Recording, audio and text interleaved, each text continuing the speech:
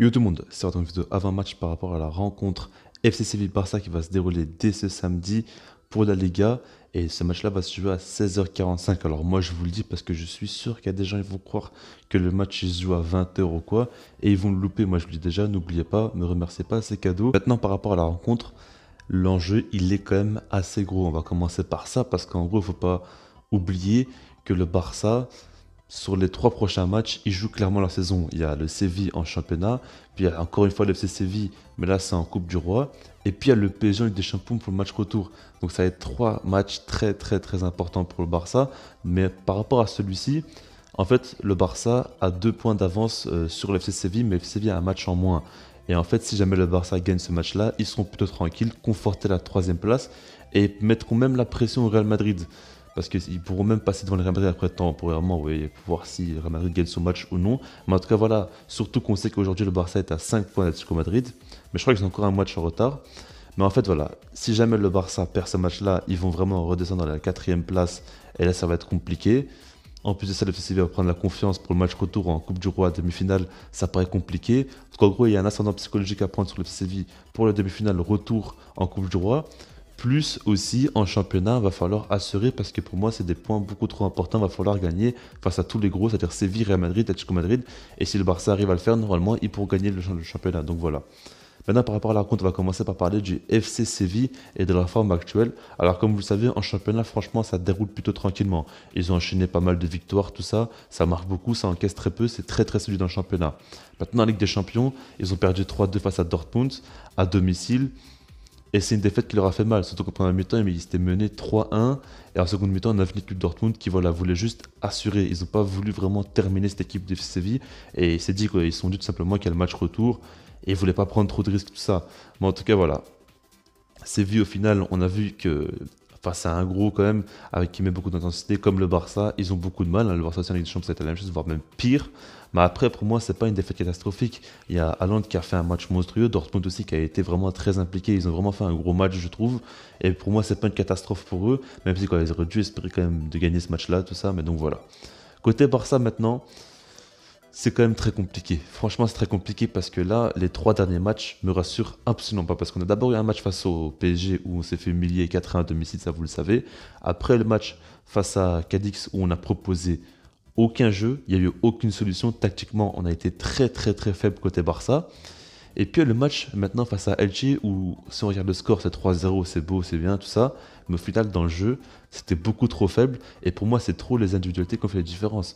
Il y a notamment De Jong et Messi qui ont porté l'équipe, mais mis à part ça tactiquement on a vu aussi que c'était beaucoup trop faible, il y avait trop peu de mouvements et cette équipe-là du Barça arrive trop difficilement à être dangereuse. Et pour moi, c'est pas normal. Franchement, il y a beaucoup d'inquiétudes à avoir. Après, ils ont fait beaucoup tourner l'effectif, donc j'espère que c'est par rapport à ça. Mais face à Cadix, il n'y avait pas trop d'excuses. C'était l'équipe de base type. Du coup, voilà, c'est un peu compliqué si tu Barça, surtout quand on sait qu'il y a de l'intensité en face. C'est dur. Surtout, on sait aussi que Séville, c'est une équipe que le Barça a du mal à jouer cette saison. À domicile, ils avaient fait 1-1. À l'extérieur, ils avaient perdu 2-0 en Coupe du Roi. Et maintenant, ils vont encore une fois jouer à l'extérieur face à Séville. C'est un match très compliqué. Et Séville va tout donner pour passer troisième au championnat. Donc franchement, c'est très très compliqué. Et je vous donnerai le pronostic après. Mais en tout cas, voilà, ma compo, je vous l'affiche. Alors en fait, déjà, la question à l'euro. Alors, il a repris l'entraînement et de base, il y a eu des infos comme quoi le Barça veut faire en sorte qu'il soit prêt pour la double confrontation face à Séville en championnat et en Coupe du Roi. Du coup, on verra s'il jouera ou non. Maintenant, dans le Coman a mis quand même des doutes. On ne sait pas trop. Il a fait seulement 2 entraînements. Il n'est pas encore vraiment bien dans le rythme, tout ça. Donc, c'est possible qu'il ne joue pas. Mais en tout cas, s'il est apte, je préfère même voir à l'Euro, même pas à 100%, plutôt qu'un Piqué ou un Titi ou quoi. Du coup, voilà. Après, côté droit d'Est, normalement, il va jouer parce qu'il est rentré en toute fin de match. Il a un peu soufflé, tout ça. Donc, pour moi, franchement, il devrait être apte à jouer. Après, Clément Langlais, Jordi Alba. Jordi Alba, voilà, il n'y a pas de concurrence à son poste.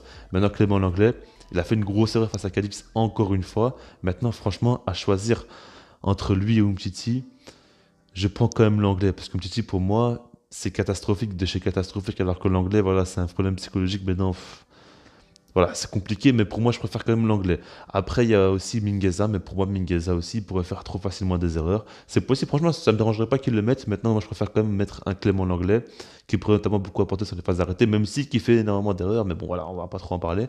Après, le milieu de terrain, Busquets, Frenkie de Jong, Riqui Puig. Et par rapport à Busquets, je l'ai mis à la place de Pjanic, parce que Pjanic a fait un no-match. Clairement, il a fait un no-match face à Elche et il ne mérite pas de jouer. Alors que moi, j'aimerais beaucoup le voir à la place de Busquets. Mais quand on voit ce qu'il a montré, franchement, il ne le mérite pas. Je suis désolé, mais il a fait moins bien que Busquets encore. Du coup, voilà, Busquets qui joue, même si que j'aime pas du tout ses prestations, surtout face au gros. On face aux équipes qui mettent beaucoup d'intensité, tout ça. Et puis, donc voilà, De Jong, logique. Maintenant, j'ai mis Riqui Puig parce que pour moi, Pedri enchaîne beaucoup, beaucoup trop de matchs. Il y a deux gros matchs qui arrivent après celui-ci. Et s'il ne souffle pas, il ne pourra pas être à 100%. Et on aura besoin de lui à 100% pour faire deux remontadas. Après, voilà, face à Paris, je ne crois pas trop. Mais voilà, vous avez compris l'idée. Et Riqui Puig, pour moi, pourrait très bien jouer ce match-là. Il a très largement le potentiel pour faire un bon match. Et puis, l'attaque classique Dembélé, Messi, Griezmann.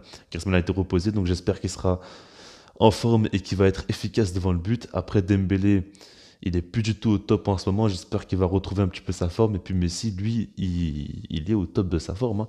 C'est quand même 18 matchs, 18 buts en 2021. Je sais pas si vous en rendez compte. C'est le Pichichi aussi en Liga. Voilà quoi. Il est monstrueux, Lionel Messi, en ce moment. Tout ce confondu, c'est 22 buts cette saison. C'est quand même très fort. C'est très fort ce qu'il nous propose. Je crois en 2021 ou depuis le début de la saison, je sais pas trop. Mais en tout cas, voilà, il a mis quand même énormément de buts, Léo Messi. Mais en tout cas, voilà, maintenant on pronostic par rapport à cette rencontre-là. Je vais pas le cacher que c'est très compliqué parce qu'on sait très bien que Sibi va jouer encore une fois sur les faiblesses du Barça. Et le Barça ne me rassure pas. Moi, je vous dis la vérité, je suis pas confiant du tout. Quand je vois ce que le Barça monte ces dernières semaines, je ne suis pas confiant du tout.